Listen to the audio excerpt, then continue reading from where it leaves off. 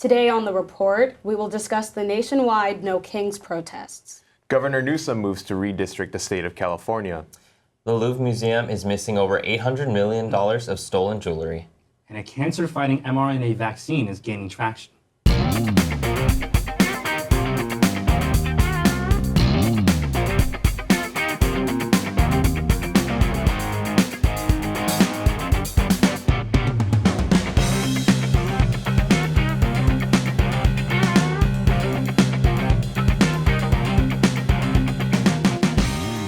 Welcome back to another episode of The Report. I'm Chrissy Washington. I'm Sergio Gonzalez. I'm Joseph Fausto. And I'm Ty Nguyen. Stay in the loop and get updated on campus news by following us on Titan TV's Instagram page at Titan TV CSUF. Thousands marched nationwide this past weekend in No Kings protests, expressing opposition to President Trump's administration. The rally culminates at Ocean Beach, where participants formed a human banner reading "No Kings, Yes on Prop 50," advocating for California's Proposition 50, which proposes redrawing congressional maps, counteracting Texas's redistricting. Attendees, including veterans and youth activists, had costumes and carried signs denouncing the administration's policies on immigration and civil rights. Representative Latifah Simone addresses the crowd and emphasizes the importance of standing against authoritarianism. These demonstrations reflect a collective call for democratic values and political change in the face of current challenges. So guys, the protests were really interesting. Were any of you guys able to attend one? How did you guys feel about it? Yes, I actually got to attend the one in Washington, D.C., and that was extremely cultivating. I mean, I never attended any No Kings protests before, but I very much stand for it. I did go as a journalist, I will give that, so I couldn't necessarily give in to holding a sign or whatnot, even though I was very tempted. But it was an incredible experience, and just seeing everyone's messages, and I got to talk to a lot of different perspectives and people, and everyone out there was just out there for such an amazing cause, and it was a really good time. Yeah, I mean, for me, sadly I wasn't there, but I was at other events that were always announcing, making announcements for us to show up there. And I think I was on the weekend on Saturday, I was actually shooting up for a project, but I had people who came back from that protest, but they were saying how it was a pretty good time. No one was I want to say this, I was very happy that I did hear that it was a peaceful protest and there were no protest related arrests on that. And I think that kind of, in a small way, we could kind of celebrate that despite, the differences of our political viewpoints, no one was hurt, we all had decency approach that. And I think that's kind of important down at the bottom line of that, so. Yeah, I definitely agree with that. And adding on to that, I agree that it was just very impressive, and just to see the unity of people coming together, standing up. And I similarly, unfortunately, wasn't able to attend, even though I really wanted to. And just so many people showing up and just being there. And I just, again, was just so blown away. And I think the scale of the country coming together, or people from all across the country coming together for the No Kings protests, it just really shows, I should say, how people are really fired up. And it's very inspiring to see, again, this unity of people coming together. And I think it's honestly inspiring and gives me hope, knowing that we are, as a nation, in a sense, coming together. Because I know there's been a lot of divide amongst various different things and various different topics and political discourse and all these things. But all that being said, it's just another reminder that we can come together as a nation, and just stand up for what we believe in. Yeah, I totally agree with you guys. I also, unfortunately, wasn't able to be there. I was working.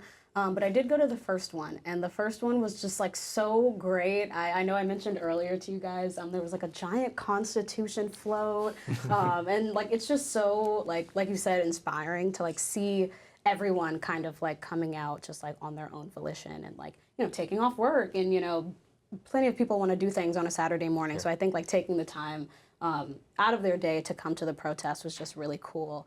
And especially about that human banner that I mentioned. I don't know if you guys saw it, but I saw it and I thought it was AI. Like immediately I was like, there's no way this is real. And I like opened the comments and there were so many people who were like, yeah, I was there. Like it was super sick. It was so awesome. Like I had a great time. I'm like, oh my God. Like, like the fact that like that many people were able to like coordinate that, I just like don't understand it. So I think the fact that like we got that out of it also is just like really cool. And just the advocacy for Prop 50 I think is really important too. So that was really cool to see. Absolutely. One thing when I was out there too is not only was it like a call to action amongst everyone, it was almost a moment of rejoice and celebration in the sense that like we are still here for this country and we want the best for this country. And everyone showing up was just essentially like putting that message out forth. I remember too, towards the end of when I was at the protest, there were hundreds of people jumping and dancing to Party in the USA by Miley Cyrus. Oh my God. Wait, really? Yes. That's And it crazy. just goes to show, I mean, like, we're here to rejoice and, like, Yeah. we all want the best for this country. And it was just an incredible time. I mean, like, Bernie Sanders got to speak and Bill Nye spoke. So, like, it's really incredible. Yeah, I mean, like, it's really incredible to see so many people rejoice. I know it was around, like, 2,600 people, or 2,600 rallies across the country, and over 7 million, which is, you mentioned that Abigail Jackson, she said, or actually I read that Abigail Jackson, White House spokesperson, said, who cares? A ton of people care. Right. A ton of people care, and that was evident this past Saturday. Absolutely. As we briefly touched on already, Proposition 50, if passed, will redraw California's congressional map, giving 5 additional seats to the Democratic Party. This new map was designed in response to Texas's recent bill, which redrew their congressional seats to allow 5 more Republican congressmen. President Trump had pushed for the bill and called its passing a, quote, big win for the great state of Texas, end quote. While Newsom frames Prop 50 as a push against Trump, just as many of his motions, many Republicans see this as Newsom's way to gain favor ahead of his alleged run in the 2028 election. The opposing organization, Reform California, stated, quote, Prop 50 takes the redistricting power away from citizens and gives that power back to the politicians so they can manipulate the lines of election districts for their own personal political benefit, end quote. Newsom continues to frame this as a necessary course of action, stating, quote, we have no choice. It is the only chance to counteract even part of what Republicans are doing to redraw maps, end quote. And even calling Proposition 50 the, quote, election rigging response act, end quote. Since the 2024 elections, 14 states, including California, have either considered, adopted, or introduced a new districting map. All right, guys, so a lot to kind of digest here. One thing I'm very curious about among this new Proposition 50, is this something that you guys think Newsom is pushing against Trump? Or is this something that we can kind of speculate as a partisan power grab in regarding Newsom's political future? I'll go. I think it's really hard, I think, to say, like, especially with like government officials, especially our governor, especially Gavin Newsom. I think it's like a little difficult to kind of like say what his next move is going to be. I think he keeps us on our toes a lot. But I do think that, you know, I know there have been rumors of him wanting to run for president for years now, I think, and I feel like if he was really gunning for it and using this as a way to win the presidency, I think we would be able to tell. I do think that this really is just kind of a like fighting back kind of thing. I've been reading like a lot about this. Like people are saying like, you know, we don't need to fight fire with fire, and like what Texas is doing is like separate. But I think that, like you said, I think there were, 14 states that are already kind of trying to redraw their maps. So I think that it isn't just about Texas. I think it is just about the country as a whole. Texas is a huge state. California is also a huge state. And I think that the idea that, like, Prop 50 is giving too much power to the legislature, I don't think we really have that much power to begin with. So I think that I am of the idea that I think we should trust our governor in this situation, because there's really nothing that we can do about it. So yeah, I think it's definitely interesting. I don't think he's using it as like a political grab, but I think only time could tell. Yeah, I like what I like about what you said about that he does, you know, keep us on our toes, but I also have a little bit of disagreement in a sense that, like, it could be kind of both, one, to spite Trump and to also build credibility. Because I feel like with this, it's kind of like a, forgive me for being blunt, but it's kind of like a how about them apples type of, move, I guess. Almost like a win-win for him, right? Yeah, exactly. Yeah. Yeah, it's sort of, and I guess it goes to like opposing, not necessarily in a hostile way, but like a way to like exert that power or sort of resistance back from what Trump's administration's been doing.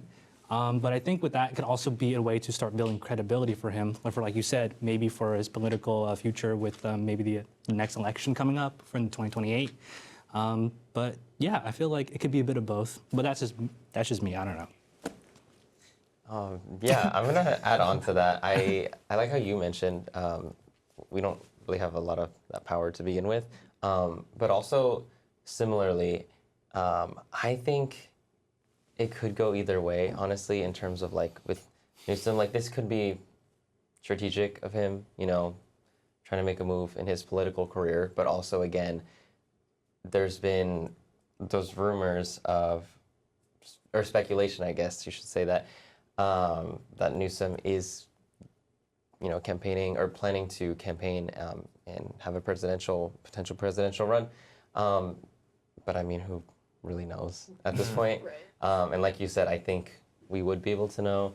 So yeah, all that being said, I think a lot of this is mostly just, that pushback against Trump. But yeah. As you mentioned before, like if it is a power grab, we will kind of tell over time. But obviously, I think this is a very good step forward. On the 19th of October, $800 million worth of jewelry was robbed from the Louvre Museum in Paris. The thieves were reported to have entered the building shortly after opening to visitors. They were seen arriving with a vehicle-mounted mechanical lift to access a balcony window. After using unspecified power tools to get past the window, 2 of the thieves threatened the museum's guards and cut through 2 display cases once the area was evacuated. The police have stated that the suspects were in the building for 4 minutes before making their escape on scooters waiting for them outside. The thieves tried to set their vehicle on fire but were prevented by a staff member's intervention. A member of the French Senate's Finance Committee, Nathalie Goulet, stated, quote, "We are all disappointed and angry," end quote, and that it is, quote, "difficult to understand how it happened so easily," end quote. The museum is open as usual, yet to this day, the thieves are still on the run and no potential leads have been made public. Well, this is definitely a very popular topic right now in the media. I know I've seen a lot of TikTok videos about this. I'm curious, what do we think? Like, do we think the jewelry is going to be returned, or what are our thoughts about this situation? You want to go first? This is also comical to me. I like hearing you read like the power lift, and they used power drills, and like they were on scooters. Yeah. I'm like, how did this happen? I feel like if a group of people, pair of people, whoever, are able to rob the Louvre, this isn't just like the Getty Museum or like some old museum. It's literally the Louvre. I feel like if a group of people are able to rob the Louvre in broad daylight, they're not getting the jewelry back. Like if they can't find them already, and I think it's already been like what, a week almost. I feel like I'm not too confident in their ability to reclaim their jewels. Yeah, I mean, like you said, it feels like it's kind of like a movie or something, straight out of like Baby Driver, like a heist. But yeah, I don't know. I'm gonna be honest. I think it can probably be found, just probably not in the way that people would expect it. But again, I'm a glass half full kind of person. I think they'll find it, or probably, yeah, I think they'll find it. But in a sense, like the fact that even happened, like in broad daylight, is insane to me. Like, I don't know if that says more about maybe the security. Like you said, like the Louvre Museum is like a pretty grand, place. So I'm assuming security would be like pretty as tight as should the, valuables in there. But the fact that happened in broad daylight with like people, I'm thinking, we kind of talked about this before, but there might be like someone on the inside maybe helping that operation. I don't know. It's just fun to think about, but it's crazy the fact that, that would happen in like a public space and where everyone could see it. Maybe it happened in like something like off from the like main area of people, but I don't know. I can only hope that they'll find it, you know. Yeah, I was just going to say really quick that to your point, I think you said there was someone on the inside, correct? Yeah, or like you were saying like maybe a fun speculation. Okay, fun speculation. There we go. Thank you. Don't want to put words in your mouth, but yes, you said yeah. making a fun speculation. I agree, and I don't want to make that claim that there was someone on the inside. But again, to your point, it's almost comical to think about how could this have happened. I mean, it's the Louvre, and so it's like it's definitely shocking, but almost one of those things where it's like we've had interesting, like crazy things like this happen, and then it's just like goes wild in the media, and all these stories are coming up left and right, and a lot of people, like I said, I've seen so many TikTok videos about this, but it's just like this just is not real. This is just crazy. I just cannot believe this happened. I feel as if you guys touched on the comical part. I also want to say this is like as cinematic as it gets. Like, are you kidding? Like, what do you mean you're like snatching? Exactly, you're snatching $800 million worth of jewelry in broad daylight on an electric scooter at 9:30 a.m. But putting the pieces together, it is very interesting. I mean, the fact that they were only in this venue for 4 minutes and like just after the opening, I don't know if it was confirmed or not, but I believe I saw like a TikTok video of like them going down on a little like escalator thing or like a little elevator system. But it was just like, I mean, it's hard to wrap your head around. And then like, I believe in France, it'll probably raise a ton of security questions just among like, how do you let this happen at such one of the most prestigious museums, if not the most prestigious, and like just a massive venue? I mean, the Mona Lisa's in that building as well. So could you imagine if that was stolen? Like, you never know. That's like snatched. But it really does make you question. It's definitely interesting, but I will say I do look forward to watching the documentary one day. Same here. A new mRNA vaccine is still in the early stages of its research and has yet to go through phase 3 clinical trial. According to the European Society for Medical Oncology conference, researchers have found that cancer patients getting immunotherapy that got the mRNA COVID vaccine within 100 days before starting their treatment would live longer. 20% of cancer patients who get immunotherapy respond to the treatment. Researchers have been constantly finding new ways to boost the effectiveness of immunotherapy drugs for years, with only little success to show. Professor Stephanie Dugan from the Dana-Farber Institute said she was, quote-unquote, cautiously optimistic, and that there's, quote-unquote, scientific logic that the new vaccine could work. Dr. Adam Gripper from the University of Texas MD Anderson Cancer Center said that research will soon be underway and that his team will be launching a phase 3 clinical trial to confirm the initial results. Grippen and his co-authors looked back at past survival rates among more than 1,000 people who had advanced non-small lung cancer and got immunotherapy for their treatment from 2019 to 2023. Of those 1,000 patients, 1,800 received an mRNA COVID vaccine within 100 days of starting treatment.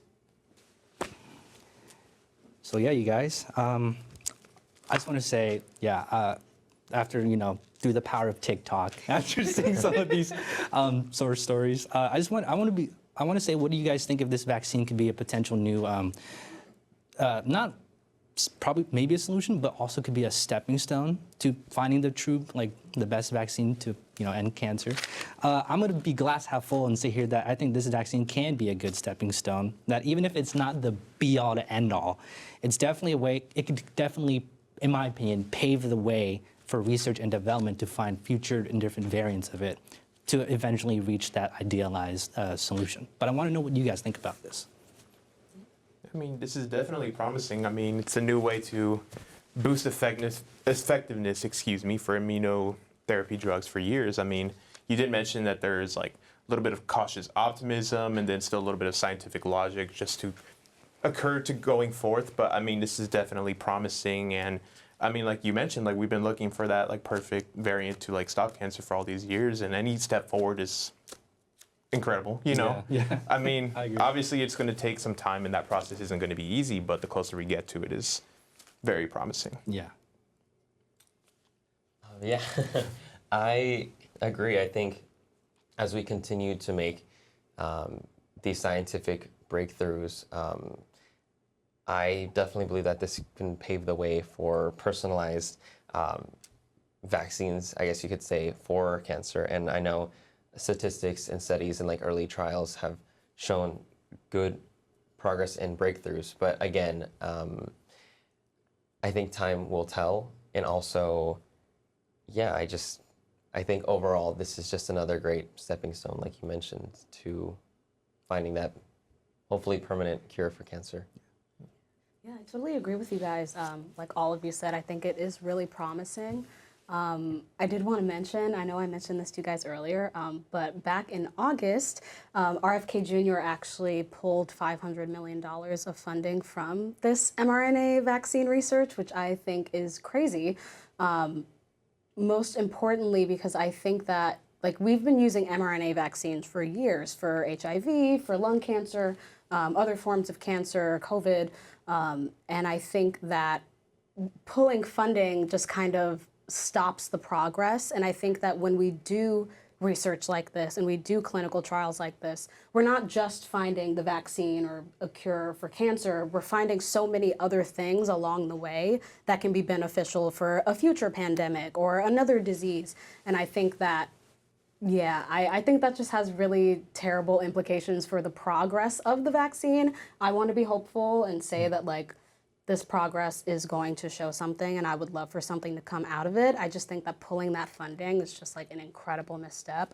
But I am hopeful. I think that this is a really good step in the right direction, and I think the backlash is just not rooted in science. I think personally a lot of the things that RFK Jr. says are not particularly rooted in science or medical opinion or any of that.